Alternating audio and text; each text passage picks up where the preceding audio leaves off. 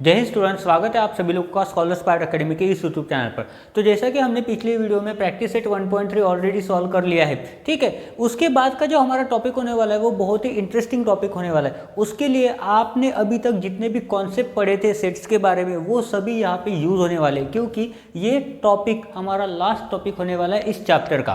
क्या होने वाला है? ये टॉपिक हमारा लास्ट टॉपिक होने वाला है इस चैप्टर का। इस टॉपिक में जो भी कॉन्सेप्ट है वो पूरा कॉन्सेप्ट आपने प्रैक्टिस सेट 1.3 तक ऑलरेडी पढ़ लिया है। इसमें एक फॉर्मूला भी होने वाला है जो आपको प्रैक्टिस सेट 1.4 सॉल्व करने के लिए बहुत ही यूज़फुल होने वाला है, और उस फॉर्मूले के सिवा आप प्रैक्टिस सेट 1.4 सॉल्व नहीं कर पाओगे, ठीक है। तो इसमें भी बहुत ही सिंपल सा टॉपिक होने वाला है, बहुत ही सिंपल से कंटेंट होने वाला है, ठीक है। जो भी कंटेंट इसमें रहेगा वो बहुत ही सिंपल एंड इजी है। बस आपको अपना बुक और पेन लेके पहले ही बैठ जाना है, और मैं जो भी बोलूँ वो आपको लिख लेना है, ठीक है। जो भी मैं डेफिनेशन बोलता हूँ, जो भी कॉन्सेप्ट मैं समझाता हूँ वो आपको अपने बुक में लिखना है। अब लिखने के लिए ये ज़रूरी नहीं है कि आप इंग्लिश में लिखो, आपके जो भी लैंग्वेज हो, जो भी आपकी लैंग्वेज हो, अगर आप मराठी जानते हो, आप हिंदी जानते हो, आप तेलुगु जानते हो, उर्दू जानते हो, आपकी कोई भी लैंग्वेज हो, जिस लैंग्वेज में आपको समझ में आता है उस लैंग्वेज में आप अपने बुक में मेंशन करके रखो कि इसका मीनिंग ये होता है, इसका डेफिनेशन ये होता है, ठीक है। मैं जो भी पढ़ाने वाला हूँ वो आपके सामने बुक दिखा रहा हूँ, ये मैं बुक से ही पढ़ाने वाला हूँ। आपका 9th स्टैंडर्ड का स्टेट बोर्ड का बुक है, ठीक है। इंग्लिश मीडियम का, सेमी इंग्लिश मीडियम का सेम ही बुक रहता है, ठीक है। तो इसी बुक से मैं आपको पूरा कंटेंट पढ़ाने वाला हूँ, ठीक है। एक भी क्वेश्चन बाहर का नहीं होने वाला है। जो भी आपको होमवर्क मिलेगा वो भी इस बुक का ही होगा। हो सकता है कभी कभी मैं आपको ऐसा कुछ होमवर्क दूँ जो उस क्वेश्चन से रिलेटेड हो, जो उस प्रॉब्लम से रिलेटेड हो, उसमें भी नंबर चेंज होंगे, ज़्यादा कंटेंट चेंज नहीं होने वाला है, ठीक है। तो तैयार हो जाइए आज के इस टॉपिक के लिए, जो कि बहुत ही बेहतरीन और बहुत ही इंटरेस्टिंग होने वाला है, ठीक है। तो मैं ये मान रहा हूँ कि आप बुक लेके तैयार बैठे हो। तो अभी हम स्टार्ट करते हैं हमारा इस टॉपिक का पहला सब टॉपिक, जिसका नाम है ऑपरेशन ऑन सेट्स, और उसका सब टॉपिक है इंटरसेक्शन ऑफ टू सेट्स। तो जैसे ही अगर आप ये वर्ड सुनते हो इंटरसेक्शन वर्ड सुनने के बाद आपके दिमाग में क्या आता है? अगर कुछ भी आता है तो कमेंट में लिखो, जल्दी से कमेंट में लिखो, ठीक है। जो भी आपके दिमाग में आ रहा है वो मुझे कमेंट में लिख के बताओ, या फिर सोचो इंटरसेक्शन मतलब क्या होता है। देखो, ज्योमेट्री वाला जो सब्जेक्ट है जिसमें हम फिगर्स से डील करते हैं, क्या करते हैं हम, जो भी शेप्स एंड फिगर्स होते हैं उससे हम डील करते हैं, वहाँ पे इंटरसेक्ट ये वर्ड बहुत फेमस है, ठीक है। क्या होते हैं? जब दो लाइन एक दूसरे से इंटरसेक्ट होते हैं, जब इंटरसेक्ट होते हैं इसका मतलब क्या होता है? वो किसी एक ही पॉइंट से इंटरसेक्ट हो रहे हैं, इस पॉइंट में वो इंटरसेक्ट हो रहे हैं, मतलब ये दो लाइन के बीच में एक पॉइंट कॉमन है। ये दो लाइन के बीच में क्या है? एक पॉइंट कॉमन है, जिसमें से वो इंटरसेक्ट हो रहे हैं, जिसमें से क्या हो रहा है? वो इंटरसेक्ट हो रहे हैं। पर अभी हम क्या पढ़ रहे हैं? सेट्स के बारे में क्या पढ़ रहे हैं हम? अभी हम सेट्स के बारे में पढ़ रहे हैं। तो ये सेट्स जो है इनमें इंटरसेक्शन कैसे हो सकता है? आपके दिमाग में सवाल आया होगा ना, जैसे कि टॉपिक का नाम जो है इंटरसेक्शन ऑफ टू सेट्स, तो इनमें इंटरसेक्शन कैसे हो सकता है भैया? क्यों नहीं हो सकता है?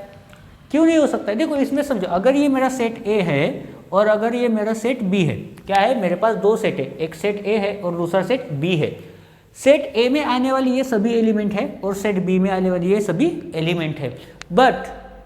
बट देखो क्या हो रहा है, सेट ए और सेट बी, इन दोनों में एक पॉइंट क्या है? कॉमन है। इन दोनों में भी एक पॉइंट क्या है? अगर मैं हमारी भाषा में बोलूँ, सेट्स की भाषा में, तो सेट ए और सेट बी, ये सेट बी के एलिमेंट है और ये सेट ए के एलिमेंट है, और दोनों सेट में एक एलिमेंट क्या है? कॉमन है। क्या बोला है मैंने? दोनों सेट में एक एलिमेंट क्या है? तो अगर किसी दो सेट्स में जो भी कॉमन एलिमेंट्स होते हैं, दोनों सेट में जो भी कॉमन एलिमेंट्स होते हैं, तब जाके वो क्या बनता है? Intersection sets. तो तब जाके वो क्या बनता है? Intersection set. जैसे मान के चलो, इन्होंने क्या बोला है? Suppose A and B are two sets. Suppose इन्होंने क्या बोला है? Suppose A and B are two sets. क्या है? ए और बी हमारे पास दो सेट है, ए और बी दोनों क्या है? ये हमारे पास सेट है। तो उसके बाद उन्होंने क्या बोला है? इन दोनों को मिला के, सेट ए और सेट बी को मिला के, अगर इन दोनों सेट में कोई भी कॉमन एलिमेंट है, क्या बोला है मैंने? कॉमन एलिमेंट है तो क्या बोलेंगे हम उसे, ए इंटरसेक्शन बी। हम क्या बोलेंगे उसे, ए इंटरसेक्शन बी, या फिर उसे बोलेंगे intersection of set A and B. ठीक है, क्या बोलेंगे उसे, intersection of set A and B. तो इसकी डेफिनेशन में देखो क्या बोला है उन्होंने, the set of all common elements of set A and set B, the elements of, क्या बोला है उन्होंने, द सेट ऑफ एलिमेंट्स बोला है क्या, नहीं, common element, the set of all common elements of set A and set B is called the intersection of set A and B, set A and B. तो यहाँ पर सबसे पहले हम लिख देते हैं यहाँ इसकी डेफिनेशन, क्या बोला है, द सेट ऑफ, किसका सेट लिखते हैं, the set of all common elements of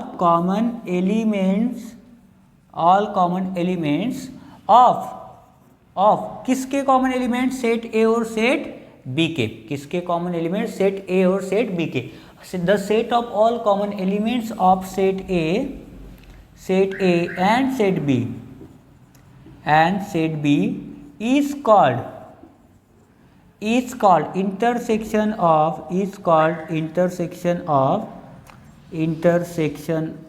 of set A and B, क्या बोलते हैं उसको, intersection of set A and B. और इसको डिनोट करते हैं ये सिंबल से, ये क्या है, उल्टा यू जो होता है, यू को अगर हम उल्टा करते वैसा जो सिंबल दिखता है उसको बोलते हैं इंटरसेक्शन। ये होता है इंटरसेक्शन का सिंबल। मान के चलो अगर यहाँ पे इन्होंने एग्जाम्पल दिया है, ठीक है, एग्जाम्पल दिया, एग्जाम्पल 1 पढ़ते हैं, ठीक है। एग्जाम्पल 1 में उन्होंने क्या बोला है, देखो एग्जाम्पल 1, ठीक है, मैं ज़्यादा लेंदी नहीं लेने वाला हूँ, एक ही की एग्जाम्पल मैं आपको समझाने वाला हूँ, ठीक है। एग्जाम्पल 1 में क्या दिया है उन्होंने, 2 सेट दिए, ए इज इक्वल टू 1 3 5 7, ठीक है, और सेट बी में दिया है इन्होंने 2 3 6 और 8, ठीक है। सेट को ड्रॉ कर दिया हमने, सॉरी सेट को लिख लिया, सेट ए और सेट बी, ठीक है। इसको मैं दोनों तरीके से समझाता हूँ आपको, ठीक है, सॉल्व करके भी दिखाता हूँ और दूसरा वेन डायग्राम से भी मैं आपको इसको समझाऊंगा, ठीक है। क्यों, क्योंकि ये बहुत ही ईजी है मेरे लिए भी और आपके लिए भी, ठीक है, मेरे लिए भी और आपके लिए भी। तो देखो यहाँ पर अगर हम सेट ए में देखते हैं और सेट बी में देखते हैं, ठीक है, तो सेट ए के एलिमेंट देखो क्या है, 1 3 5 7, कितने एलिमेंट है, 4 एलिमेंट है, टोटल कितने एलिमेंट है, टोटल 4 एलिमेंट है। सेट बी में देखो, सेट बी में कितने हैं, 2 3 6 8, कितने 2 3 6 8। अभी यहाँ पे देखो ये जो एलिमेंट है 3, ये जो एलिमेंट है 3, अब मुझे बताओ ये दोनों एलिमेंट में, दोनों सेट्स में कॉमन है कि नहीं, ये दोनों सेट में कॉमन एलिमेंट है कि नहीं। अगर मैं बोलता हूँ कि ये मेरा सेट ए है और ये मेरा सेट बी है, तो इनमें कॉमन आने वाला क्या है, ये 3 है ना, ये जो 3 है, ये जो एलिमेंट है ये दोनों में कॉमन है। तो यही क्या होगा, यही क्या बनाएगा हमारे लिए, intersection of set A and B बनाएगा। मतलब हम क्या लिख सकते हैं, A intersection B is equal to क्या लिखेंगे, 3, बन गया। ये होता है इंटरसेक्शन। ये क्या होता है, ये होता है इंटरसेक्शन। क्या है, क्या कितने एलिमेंट कॉमन है, एक ही कॉमन है। हमें उससे फर्क नहीं पड़ता कि इसमें एक एलिमेंट कॉमन है, 2 है, 3 है, उसमें 1000 रहने दो, कितने रहने दो, उसमें 1000 रहने दो, 1 लाख रहने दो, 1 करोड़ रहने दो, अपने को उससे कुछ भी लेना देना नहीं। शर्त क्या है, शर्त क्या है, common element of set A and set B, क्या, common element of set A and set B is called intersection of set A and B. मतलब सेट ए और बी का इंटरसेक्शन में क्या आ रहा है, सिर्फ कॉमन एलिमेंट जो कि क्या है, 3 है, ठीक है। अभी इसी को हम वेन डायग्राम से समझते हैं, इसी को क्या करते हैं, वेन डायग्राम से समझते हैं। सपोज ये हमारा सेट ए है जिसमें कौन से एलिमेंट है, 1 3 5 7, ठीक है। दूसरा एक सेट है, ठीक है, दूसरा एक सेट है जिसमें क्या है, 2 है, 6 है, 8 है। अब आप बोलेंगे सर आपने 3 नहीं लिखा। देखो ना भैया, इस सर्कल के अंदर ये जो बी है इसके अंदर ये 3 आ गया, और ये जो सेट ए है इसके अंदर भी 3 आ गया। मतलब इन दोनों के बीच में कॉमन रहने वाला एलिमेंट कौन सा है, ये 3 है भैया जी। कौन सा, ये 3 है। मतलब ये क्या हो गया, ए इंटरसेक्शन बी क्या हो गया, 3, क्या हो गया, 3। ये जो 3, ये जो एलिमेंट है ये क्या है, दोनों भी सेट में क्या है, कॉमन है। समझ में आया? समझ में आपको? उसके बाद जो दूसरा सेट है हमारा, उसके बाद जो दूसरा सेट है हमारा जो हम अभी पढ़ने वाले हैं, ठीक है, जो हम अभी पढ़ने वाले, उसका नाम है सर जी डिसजॉइंट सेट। क्या है उसका नाम? है सर जी डिसजॉइंट सेट। क्या है? Disjoint set. अभी अगर हम इस सेट के बारे में बात करते हैं, देखो यहाँ पे दिया है डिसजॉइंट सेट। ये सभी चीज़ें मैं आपको बुक से बता रहा हूँ, ठीक है, कहाँ से? बुक से ही पढ़ा रहा हूँ, ठीक है। तो देखो यहाँ पर क्या बोला है, देखो जैसे ही ये इंटरसेक्शन है, इसी के अपोजिट सोचो डिसजॉइंट के बारे में, इसी के अपोजिट सोचो थोड़ा सा डिसजॉइंट के बारे में। मतलब अपोजिट सोचना मतलब क्या? देखो इंटरसेक्शन में क्या बोला है हमने? All common elements. डिसजॉइंट में क्या होगा? Non common elements. डिसजॉइंट में क्या होगा? The set of non common elements of set A and set B is called the disjoint of set A and B. क्या बोलेंगे हम? Disjoint of set A and B. जैसा अगर मान के चलो इसकी डेफिनेशन लिख के जो बुक में दी है, ठीक है। A set that not confirm that not a single element is common in set A and B, ठीक है। सपोज अगर हम एग्जाम्पल के तौर पर मान के चलते हैं कि ए एक सेट है जिसमें है 1, 3, 5 और 7, क्या है? सभी ऑड नंबर्स है। और एक दूसरा सेट है जिसमें क्या है? 2, 4, 6, 8। अपनी पूरी ताकत लगाओ और मुझे ना निकल के दिखाओ कॉमन कौन सा है इसमें से। जितनी आपके अंदर ताकत है, जितना आपने मैथमेटिक्स पढ़ा है, वो सभी यूज़ करो और निकाल के दिखाओ कॉमन एलिमेंट कौन सा है। आप बोलोगे सर एक भी नहीं है। कन्फर्म है? कन्फर्म है, एक भी नहीं है। वही तो डेफिनेशन का पहला वर्ड है। Confirm that not a single element is common in both the set A and B.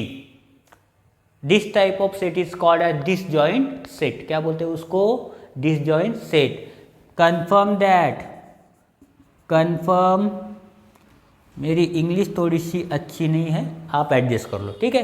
Confirm that not a single element, not a single element of set A and set B is uncommon, या फिर single element is common, not a single element is common in set A and set B, ठीक है। तो ये ए और B, ये दोनों जो सेट है, ये दोनों जो सेट है, इसमें कोई भी एलिमेंट कॉमन नहीं होना चाहिए। और उसका ये अपोजिट क्या होता है? इंटरसेक्शन सेट, जिसमें क्या होता है? सेट ए और सेट बी में जो भी कॉमन एलिमेंट्स होते हैं वो किस में आते हैं? ए इंटरसेक्शन बी में आते हैं, ठीक है। ये बहुत ही सिंपल कॉन्सेप्ट था। इसके बाद जो हमें पढ़ना है यूनियन ऑफ टू सेट्स। देखो नाम में ही सभी डेफिनेशन है। Union sets, union of two sets, ठीक है। Union of two set. अभी इसमें बताओ, इसमें क्या हो सकता है? यूनियन ऑफ टू सेट्स मतलब क्या होता है? ठीक है, इन दोनों के अपोजिट, या फिर हम बोल सकते हैं इन दोनों को मिला के क्या बनता है? Union set. अभी देखो इन दोनों को मिला के कैसे?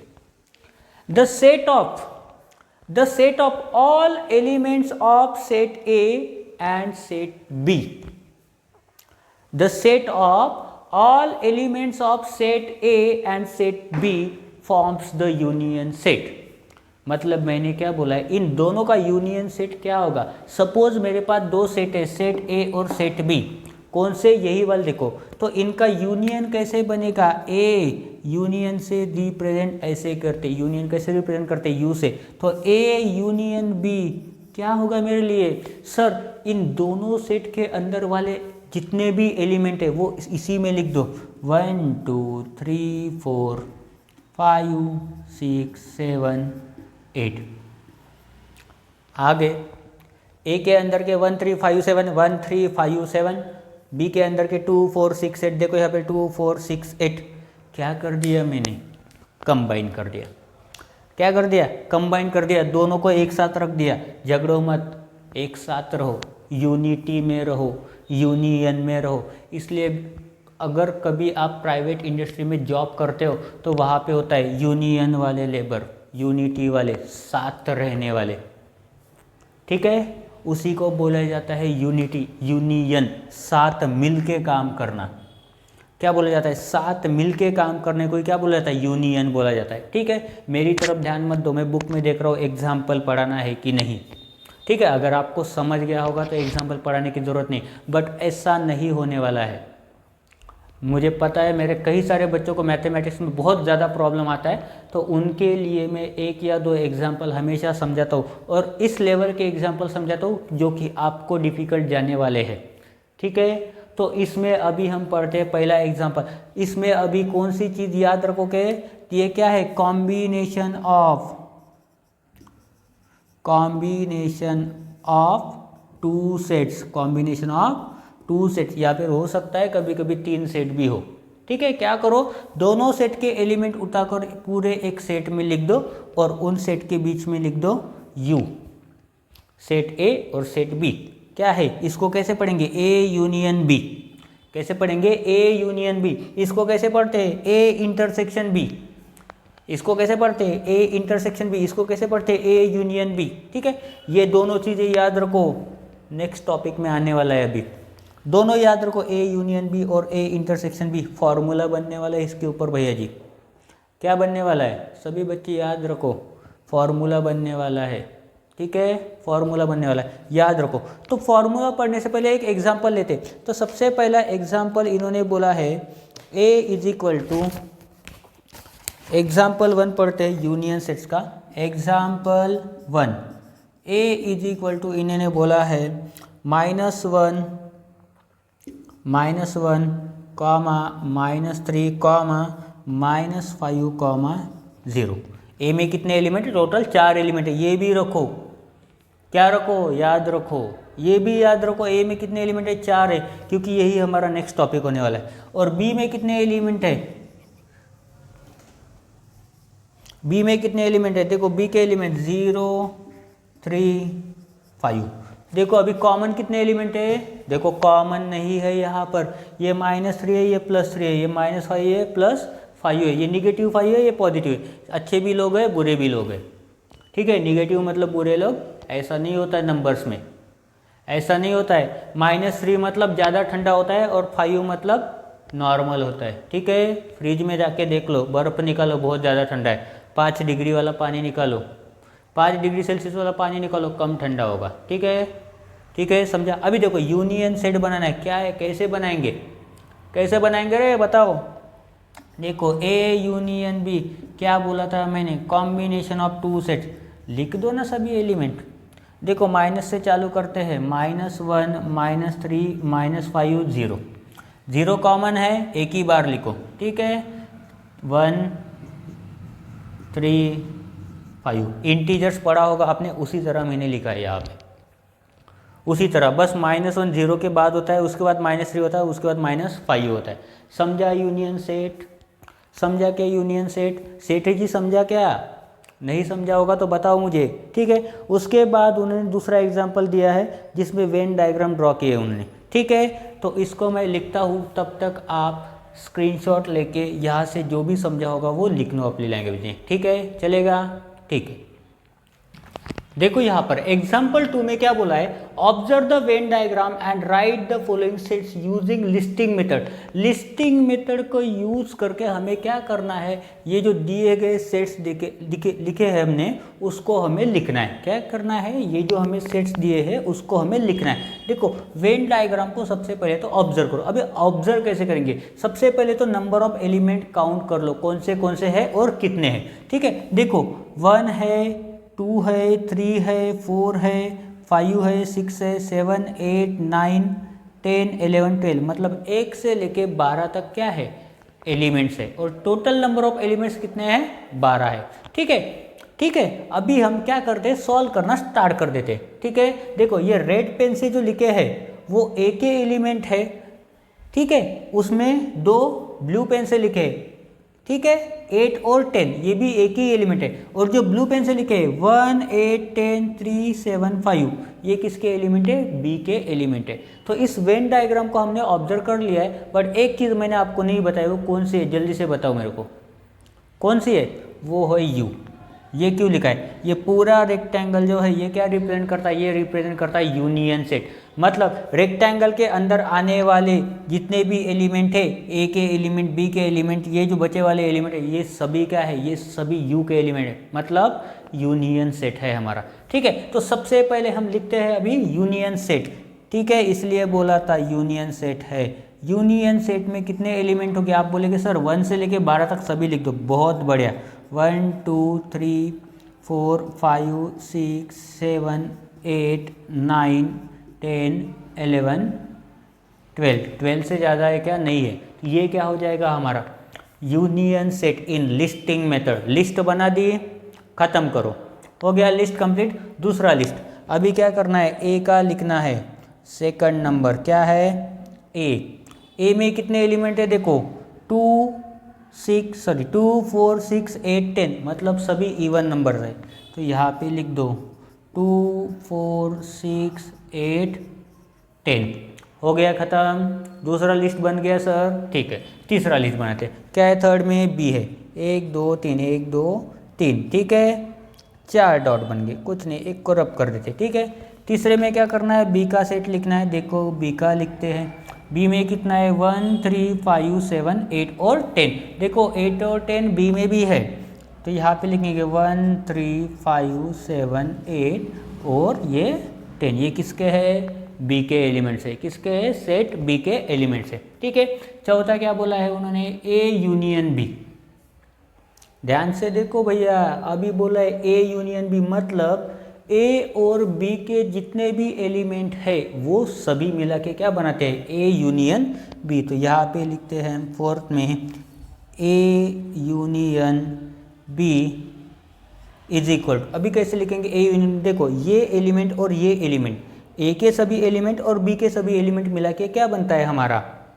क्या बनता है हमारा? यूनियन सेट बनता है। जो कॉमन है उसको एक ही बार लिखो। तो यहाँ पे लिखते हैं 1 2 3 4 5 6 7 8। देखो 9 नहीं है, तो यही चीज़ें ध्यान में रखो। 9 नहीं है, क्या है? 1 2 3 4 5 6 7 8 9 छोड़ दो, क्या है अभी? 10 है। ये क्या बन गया हमारा? A union B. क्या बन गया हमारा? A union B. उसके बाद फिफ्थ क्या बोला है उन्होंने? A intersection B. क्या बोला है? A intersection B. A intersection B मतलब क्या होता है? ए और बी में कॉमन जितने भी एलिमेंट है, देखो सेट ए और सेट बी, इनमें कॉमन कौन सा है? 8 और 10 कॉमन एलिमेंट है, मतलब वही क्या हो गया हमारा? A intersection B. क्या है ये? 8, 10। क्या है ये? हमारा हो गया इंटरसेक्शन सेट। ठीक है, उसके बाद देखो ए कॉम्प्लीमेंट।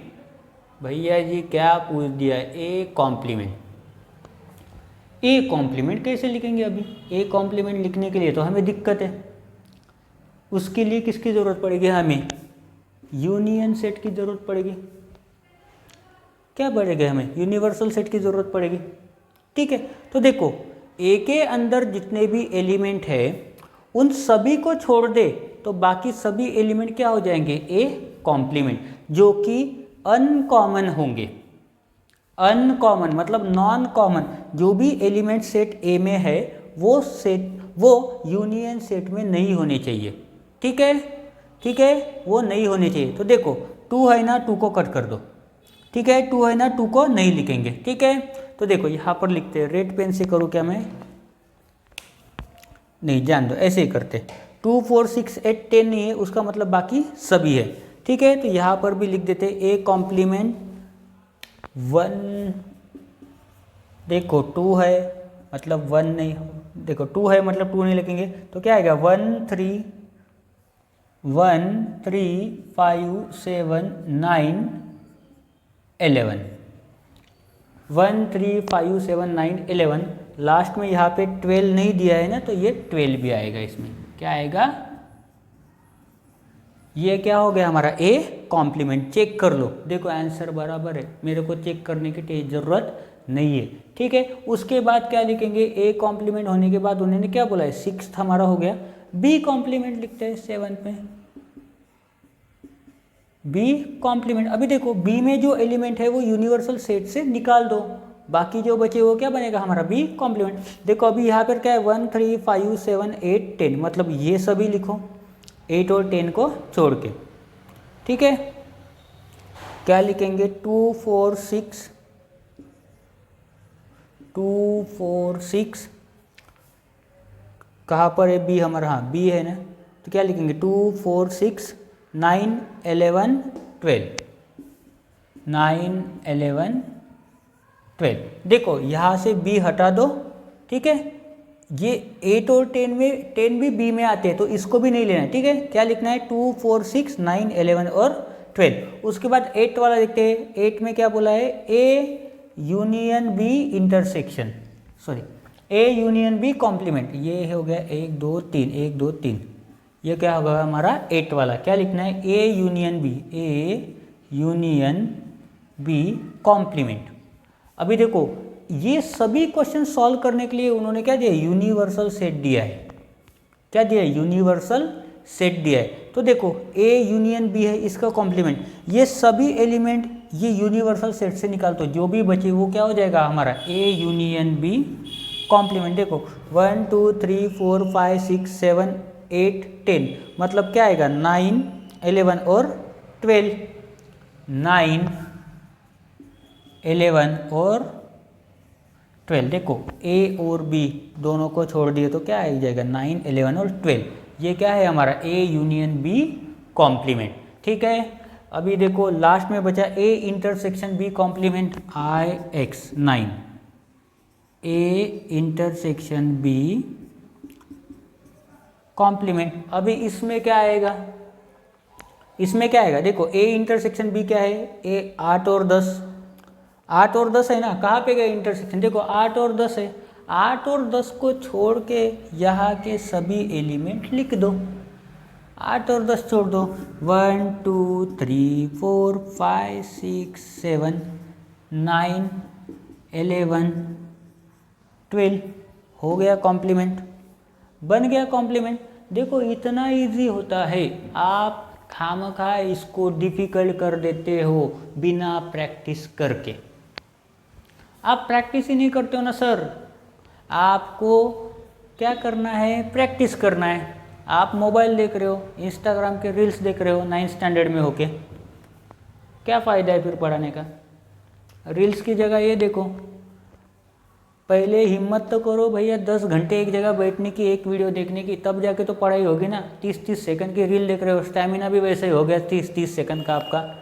30 सेकंड से ज़्यादा कोई वीडियो देख ही नहीं सकते आप, 30 सेकंड से ज़्यादा कोई बड़ा वीडियो देख ही नहीं सकते। और एक वीडियो दोबारा देखो बोलो तो वो भी नहीं करोगे। तो ये क्वेश्चन कहाँ से आएंगे भाई, बैठना पड़ता है, वीडियो कंप्लीट देखना पड़ता है, लिख के देखना पड़ता है, प्रैक्टिस करना पड़ता है। ईजी तो प्रोसेस है, देख के लिखो 10 बार, नहीं आया तो बोलो मुझे, ठीक है। तो ये बहुत ही सिंपल सा टॉपिक है, बहुत ही सिंपल से इसके एग्जाम्पल हैं। अभी देखो नेक्स्ट टॉपिक जो है उसका नाम है number of elements in a set. Next topic जो है उसका नाम है number of elements in a set. मैंने बोला था ये पढ़ाते समय नंबर ऑफ एलिमेंट्स काउंट करो। तो देखो यहाँ पे लेट, यहाँ पे दिया है let A is equal to, देखो ये सेट दिया है इन्होंने ए और बी, में डायरेक्ट लिखता हूँ, ठीक है। 3 6 9 3 6 9 12 15, और बी सेट में दिए हैं इन्होंने 6 12 18 6 12 18 24 30 36 24 30 36। देखो अभी काउंट करो, नंबर ऑफ एलिमेंट्स कितने हैं सेट ए में, 1 2 3 4 और 5। तो इसको रिप्रेजेंट करते हैं number of elements in set A, N of A is equal to कितना आएगा, 5 आएगा। बहुत ज़्यादा डिफिकल्ट पढ़ा दिया मैंने, मेरे को भी पता है, सॉरी। दिल से सॉरी, बहुत ज़्यादा डिफिकल्ट पढ़ा दिया, माफ़ कर दो मुझे। देखो अभी इसमें देखो कितने एलिमेंट है बी में, 1 2 3 4 5 और 6। N of B is equal to कितना आएगा 6। फिर से सॉरी बोल रहा हूँ, मुझे भी लग रहा है कि बहुत ही ज़्यादा डिफिकल्ट है, और है भी बहुत ज़्यादा डिफिकल्ट है। एलिमेंट्स को काउंट करना है, उसके बाद एन ऑफ ए लिखना है, उसके बाद 5 लिखना है, नंबर ऑफ एलिमेंट जितने उतना लिखना है। बहुत ही ज़्यादा डिफिकल्ट काम है, आपसे तो होगा ही नहीं। 30 सेकंड का वीडियो देखने का स्टेमिना है आपका, ये कहाँ से करोगे? 30 सेकंड को लिखने में चले जाएंगे आपके, लगते हैं क्या 30 सेकंड? नहीं लगेंगे ना। पर आप थोड़ी ना करोगे, मेरे बोलने से थोड़ी ना करोगे, मेरे बोलने से नहीं करोगे, क्योंकि आपको मार्क्स चाहिए नहीं ना। जिसको मार्क्स चाहिए होते हैं, A4 साइज़ वाला पेपर चाहिए होता है, अच्छे परसेंटेज वाला, वही करेगा। नहीं तो वीडियो बनाने वाले तो बहुत है इंस्टाग्राम पे, बोलते हैं एक A4 साइज़ की शीट या फिर डिग्री हमारा फ्यूचर नहीं डिसाइड करेगी। भैया कम परसेंटेज लेके आओ, वो तो डिसाइड करेगा ना। A4 साइज़ का शीट अपना परसेंटेज वाला मार्कशीट, किस टाइप का कॉलेज मिलेगा, किसी ने बना दिया होगा वीडियो। पर A4 साइज़ का पेपर आपका फ्यूचर डिसाइड करेगा ना, किस तरह का कॉलेज मिलने वाला है। IIT मिलने वाला है या आपके बाजू वाला कॉलेज मिलने वाला है, जाओ या फिर ना जाओ कोई फ़र्क ही नहीं पड़ता है। ठीक है, तो ऐसा नहीं होता है, पढ़ना पड़ता है। उसके बाद जो नया टॉपिक है हमारा, number of elements in union and intersection of sets. क्या है? Number of elements in union and intersection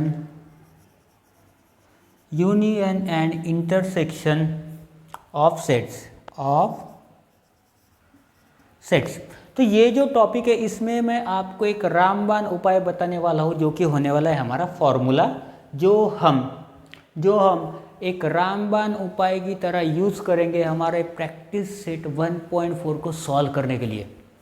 ठीक है, तो ये फॉर्मूला आप रट लो, याद कर लो, रटने की भी ज़रूरत नहीं है, हर एक क्वेश्चन में लिखते चलो, फॉर्मूला खुद ब खुद आपसे याद हो जाएगा, रटने की ज़रूरत ही नहीं है। तो फॉर्मूला है अपना A यूनियन B, क्या? Number of A union B is equal to क्या होगा? देखो N of A plus N of B minus, यहाँ पे यूनियन दिया है ना, उसका उल्टा कर दो, मतलब क्या आएगा? N of A intersection B।